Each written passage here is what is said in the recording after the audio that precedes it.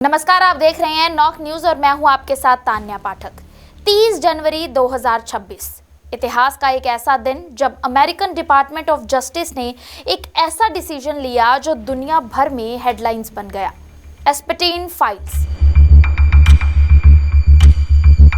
3 million document के साथ 2000 videos और 1,80,000 इमेजेस पब्लिकली रिलीज कर दिए गए।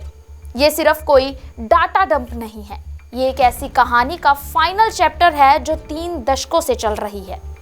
एक ऐसी कहानी जिसमें पावर, पैसा, इन्फ्लुएंस और अनबिलीवेबल क्राइम्स का एक डेडली कॉकटेल है। लेकिन आज मैं आपको इस वीडियो में बताने वाली हूँ वो किसी हेडलाइन में आपको नहीं मिलेगी, क्योंकि जब लोग फेमस लोगों के नाम ले रहे हैं, उन पर फोकस कर रहे हैं, उसमें से एक सबसे बड़ा सवाल अभी भी छुपा हुआ है 3 लोगों का। 3 अननेम्ड इंडिविजुअल्स जिन्हें जेल में होना चाहिए था, लेकिन अभी वो आज भी आजाद बाहर घूम रहे हैं। चलिए शुरू करते हैं 1990 से। जेफरी एप्स्टेन, ये नाम सुन के आपको लगता होगा ये कोई नॉर्मल बिजनेसमैन है, पर सच में ये बिल्कुल ही इससे अलग है। एप्स्टेन ऑफिशियली फाइनेंशियर था, मतलब वो बहुत अमीर लोगों का पैसा इन्वेस्ट करता था और उन्हें और ज़्यादा अमीर बनाता था। बिलियनियर्स उसको अपना पैसा देते थे, वो उस पैसे को मैनेज करता था।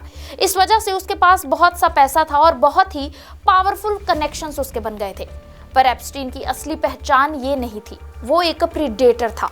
उसके पास 3 बड़े प्रॉपर्टीज थी। एक मैंशन फ्लोरिडा के पाम बीच में था, एक पेंट हाउस भी था जो न्यूयॉर्क के मैनहट्टन में था, और सबसे खास था उसका प्राइवेट आइलैंड कैरिबियन सी में जिसका नाम था लिटिल सेंट जेम्स। लोग इसे प्यूरोफाइल आइलैंड भी बुलाते थे, क्योंकि यहाँ पर वो सब होता था जो दुनिया से छुपा हुआ था। अब समझते हैं उसका नेटवर्क ये काम कैसे करता था। तो सबसे पहला स्टेप था टारगेटिंग। सबसे पहले यंग गर्ल्स को टारगेट किया जाता था, जिनकी उम्र 14 से 17 साल तक के बीच की होती थी। लड़कियों को स्कूल से, शॉपिंग मॉल से, पार्क से, इन जगहों पर नॉर्मल पब्लिक प्लेसेस से पकड़ा जाता था। उसके बाद दूसरा स्टेप होता था उनको रिक्रूट करना, जिसमें इस ट्रैप में फंसी हुई औरतें ही नई लड़कियों को अप्रोच करती थी। ऑफर बहुत उनका सिंपल रहता था कि मसाज थेरेपिस्ट चाहिए एक रिच बिजनेसमैन के लिए। उनको पर घंटे के हिसाब से $200 दिए जाएंगे, जो उन छोटी गर्ल्स के लिए एक बहुत ही बड़ी रकम होती थी। इसके बाद तीसरा स्टेप शुरू होता था ग्रूमिंग का। पहली बार एप्स्टीन की नॉर्मल मसाज होती थी, कंफर्टेबल इन्वायरमेंट होता था और अच्छे पैसे दिए जाते थे। लेकिन दूसरी बार फिर से जब उन्हें बुलाया जाता था तो इस बार थोड़ा जो अनकंफर्टेबल रिक्वेस्ट भी किया जाता था। अगर लड़की मना करती है तो पैसे बढ़ा दिए जाते थे और धीरे धीरे ये लाइन क्रॉस की जाती थी। चौथा स्टेप था ट्रैपिंग। एक बार अगर लड़की ज़्यादा इन्वॉल्व हो जाती थी तो उसके बाद इस ट्रैप से उसके लिए बाहर निकलना बेहद ही मुश्किल हो जाता था। कुछ को धमकी दी जाती थी तो कुछ को लगता था कि अब वो इसी गिल्टी में रहेंगी, और सबसे खतरनाक था कि उन्हें ये बोला जाता था कि इस घिनौने काम में तुम अपनी बेस्ट फ्रेंड या अपनी फ्रेंड्स को भी लेकर आओ, हर लड़की के लिए तुम्हें $200 और दिए जाएंगे। इस तरह से ये गंदे काम का एक पिरामिड स्कीम बन गया था। हर विक्टिम धीरे धीरे विक्टिम को ही ज्वाइन करवाती थी और ये नेटवर्क बढ़ता जा रहा था। इस पूरे नेटवर्क को चलाने में उसकी गर्लफ्रेंड गिस्लेन मैक्सवेल उसकी हेल्प करती थी। उसके पिता रॉबर्ट मैक्सवेल एक फेमस मीडिया टाइकून थे। एस्पेटीन की ये गर्लफ्रेंड पूरे ऑपरेशन को मैनेज करती थी। कौन लड़की कब आएगी, किस फ्लाइट में जाएगी, किस आइलैंड पर जाएगी, ये सब कुछ उसकी गर्लफ्रेंड मैक्सवेल ही डिसाइड करती थी। अब आते हैं 2008 पे, जब पहली बार एप्स्टीन के खिलाफ सीरियस एक्शन लिया गया। FBI ने इन्वेस्टिगेशन की, काफ़ी विक्टिम्स ने उसके खिलाफ बयान दिए और बहुत सारे एविडेंसेस सामने आने लगे, जिससे एक स्ट्रॉन्ग केस बन सकता था। पर इसी बीच एक नई डील हो गई। उस डील को प्ली डील कहा जाता है, और ये कोई डील इतनी आसान नहीं थी, ये इतनी शॉकिंग थी कि आज भी लोग इस डील पर विश्वास नहीं करते हैं। एप्स्टीन को सिर्फ 13 महीने की जेल हुई। इतने बड़े क्राइम के बाद भी उसे सिर्फ 13 महीने ही जेल में रखा गया, और उसे वर्क रिलीज वाली जेल में रखा गया था, जिसका मतलब था कि वो 12 घंटे दिन में बाहर अपने ऑफिस जा सकता था और सिर्फ रात को सोने ही उसे जेल में जाना होता था। और सबसे बड़ी बात कि विक्टिम्स को ये चीज़ बताई तक नहीं गई थी कि ऐसी कोई डील भी हुई है। उन्हें कोर्ट में बोलने का मौका तक नहीं दिया गया था। एक और क्लॉज था इस डील में कि जो सबसे डेंजरस साबित हुआ था कि इसमें को कॉन्स्पिरेटर्स को भी इम्यूनिटी दी गई थी। मतलब जो भी लोग इस केस में एप्स्टीन के साथ इन्वॉल्व थे उन्हें भी फेडरल चार्जेस से प्रोटेक्शन मिल गई थी। ये वो पॉइंट था जहां जस्टिस सिस्टम ही पलट दिया गया था। पर विक्टिम्स फिर भी चुप नहीं बैठे। 2008 से 2019 तक 11 साल उन्होंने फाइट की, सिविल केसेस भी फाइल किए, मीडिया से बात की, अपनी जो उनकी दर्द भरी कहानियां थी उनको शेयर किया। उनके टेस्टिमनी से पता चला कि ये सब कितना ऑर्गेनाइज्ड था, कैसे उन्हें पहले मैनिपुलेट किया जाता था और फिर कैसे एक साइकिल में उन्हें ट्रैप कर दिया जाता था जहां से निकलना उनके लिए इम्पॉसिबल हो जाता था। फिर आया जुलाई 2019। मियामी हेराल्ड न्यूज़पेपर ने एक डिटेल्ड इन्वेस्टिगेशन पब्लिश की जो बहुत ही वायरल हुई। पब्लिक प्रेशर इतना ज़्यादा बढ़ गया कि इग्नोर करना ही से पॉसिबल ही नहीं हुआ। फेडरल प्रोसिक्यूटर्स ने इस बार न्यूयॉर्क में दोबारा केस को रीओपन किया और इस बार चार्जेस जो थे वो ज़्यादा सीरियस लगाए गए थे। इसके बाद 6 जुलाई 2019 एप्स्टीन अपने प्राइवेट जेट से पेरिस से न्यूयॉर्क आ रहा था और उसे एयरपोर्ट पर ही अरेस्ट कर लिया गया। इस बार उसे बिल्कुल भी बेल नहीं मिली। इस बार वो मेट्रोपॉलिटन करेक्शनल सेंटर में रखा गया था, जो अमेरिका की हाई सिक्योरिटी जेल में से एक मानी जाती है।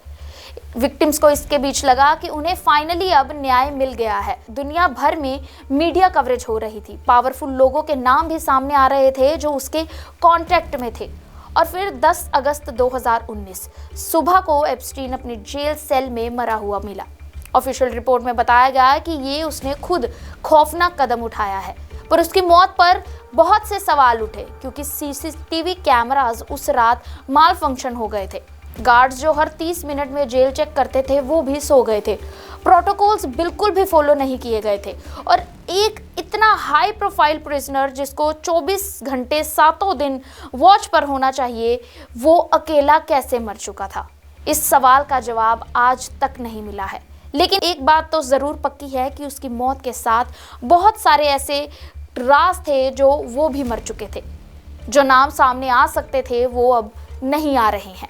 पर एक इंसान बचा था, गिहिसैन मैक्सवेल, जो एप्स्टीन की डेथ के बाद कहीं छुप गई थी। तकरीबन 1 साल बाद जुलाई 2020 में उसे पकड़ा गया और दिसंबर 2021 में उसका न्यूयॉर्क में ट्रायल शुरू किया गया। पहली बार दुनिया ने कोर्ट में वो सब सुना जो विक्टिम्स ने झेला था और 2022 में ज्यूरी ने उसे 20 साल की कैद सुना दी। ये एक विक्ट्री थी, पर अभी बहुत छोटी थी क्योंकि एंड में सिर्फ 2 लोग ही जेल गए थे, एप्स्टीन जो मर चुका था और मैक्सवेल। लेकिन इसका एक पूरा नेटवर्क था जिसमें कई और फैसिलिटेटर्स भी बचे हुए थे। अब बात करते हैं उन फाइल्स की जो रिसेंटली रिलीज हुई हैं।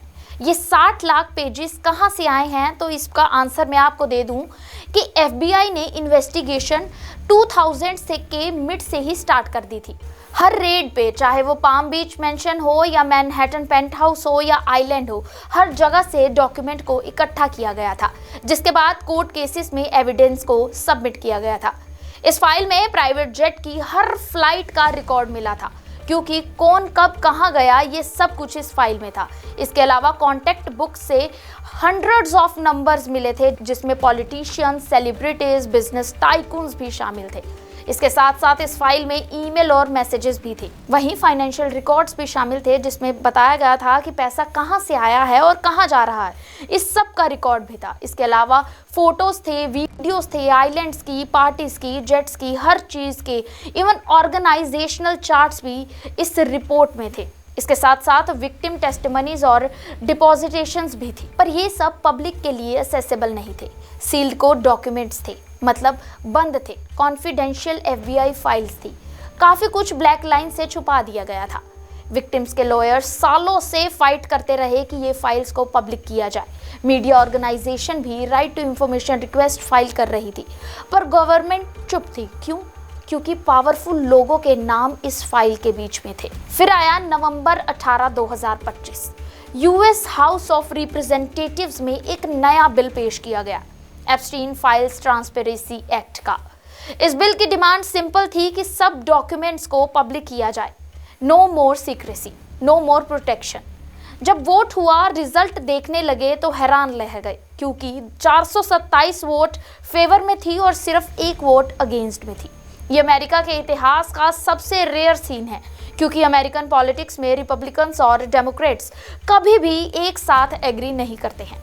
पर इस बिल पे ऑलमोस्ट सभी वोट आए थे, क्योंकि पब्लिक प्रेशर इतना ज़्यादा था कि इसे इग्नोर करना पॉसिबल ही नहीं हो पा रहा था। वहीं सेनेट ने भी इस बिल को पास कर दिया और प्रेसिडेंट डोनाल्ड ट्रंप को अगले ही दिन इस बिल को साइन करना पड़ा। इस बिल में 19 दिसंबर 2025 तक फाइल्स को रिलीज करने की डेडलाइन डेट रखी गई थी, पर डिपार्टमेंट ऑफ जस्टिस ने डेडलाइन को मिस कर दिया था। सिर्फ कुछ पार्शियल डॉक्यूमेंट्स रिलीज कर दिए थे, वो भी बहुत सारे रेडाकेशंस के साथ, यानी कि ब्लैक लाइंस के साथ उन्हें छुपाया हुआ था। और फिर फाइनली 30 जनवरी 2026 3 मिलियन डॉक्यूमेंट्स पब्लिकली रिलीज कर दिए गए। साथ में 2000 वीडियोस भी थी और 1,80,000 इमेजेस इस फाइल में सब कुछ रिलीज कर दिया गया था। अब आते हैं सबसे इंपॉर्टेंट पार्ट पे, वो बात जो मीडिया ने प्रॉपरली कवर ही नहीं की। ड्राफ्ट में साफ साफ लिखा था कि प्रोसिक्यूटर्स 3 और लोगों को चार्ज करना चाहते हैं, वो भी एप्स्टीन और मैक्सवेल के साथ। लेकिन ये 3 जो थे, इनके नाम नहीं थे, उनके नाम फाइल्स में कहीं लिखे ही नहीं गए थे, ये ब्लैक लाइन से छुपा दिए गए थे। पर वो चार्जेस कभी फाइल हुए ही नहीं। ये वो लोग हैं जो एप्स्टीन के इनर सर्कल में काम करते थे। मुझे लगता है कि ये वो लोग भी हो सकते हैं जो ऑपरेशंस को डायरेक्टली हैंडल करते थे, जो लॉजिस्टिक मैनेज करते होंगे या फिर जो गर्ल्स को रिक्रूट करते होंगे। तो सवाल ये है कि अगर एविडेंस था, अगर प्रोसिक्यूटर्स उन्हें चार्ज करना चाहते थे, तो क्यों अभी तक ऐसा नहीं हुआ? क्या 2008 की प्ली डील में जो इम्यूनिटी क्लोज थी, शायद वो इन तीनों को प्रोटेक्ट कर रही है? या शायद ये 3 बहुत पावरफुल पोजीशंस में थे, गवर्नमेंट में, बिजनेस में, या कोई इनके पीछे इन्फ्लुएंशियल फैमिलीज भी थी जो इनको बचा रही थी?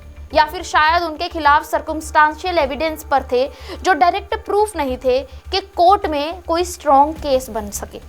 पर एक बात तो पक्की थी कि वो 3 लोग आज भी बाहर हैं और आज़ाद घूम रहे हैं। जब उन्हें जेल में होना चाहिए था, वो आज भी खुले आम घूम रहे हैं। तो ये थी एक पूरी कहानी, एक आदमी जिसने 3 दशकों तक पावर और पैसा यूज करके एक अपना गलत धंधे का एम्पायर खड़ा कर दिया। अगले पार्ट में मैं आपको ये बताऊंगी कि उन 60 लाख पेजेस में और क्या क्या था, कौन कौन से फेमस लोगों के नाम इस फाइल में हैं, उनका एक्चुअल कनेक्शन क्या है। क्या ऐसा हो सकता है कि उन फाइल्स में जो मीडिया ने अभी तक आपको बताई ही नहीं है, उनमें कोई इंडिया से भी कनेक्शन सामने आ सकता है? तब तक के लिए आप देखते रहिए नॉक न्यूज़। क्या आप कनाडा एंड अमेरिका में हैं और आप अपना डेंटल ट्रीटमेंट भी करवाना चाहते हैं and you are also planning a trip to India? So we have one of the best and the top most dental clinic situated in the heart of Chandigarh and Mohali, जहां हम ये सारे प्रोसीजर्स पेनलेस तरीके से तो करते ही हैं, rather we try our best की शॉर्ट ड्यूरेशन ऑफ टाइम में भी खत्म हो जाए, जिसके लिए हम हाई एंड टेक्नोलॉजी यूज करते हैं। चाहे वो डेंटल इम्प्लांट्स हो, स्माइल मेकओवर हो या इनविजिबल ब्रेसेस हो, we try our best to finish your case in the best possible way.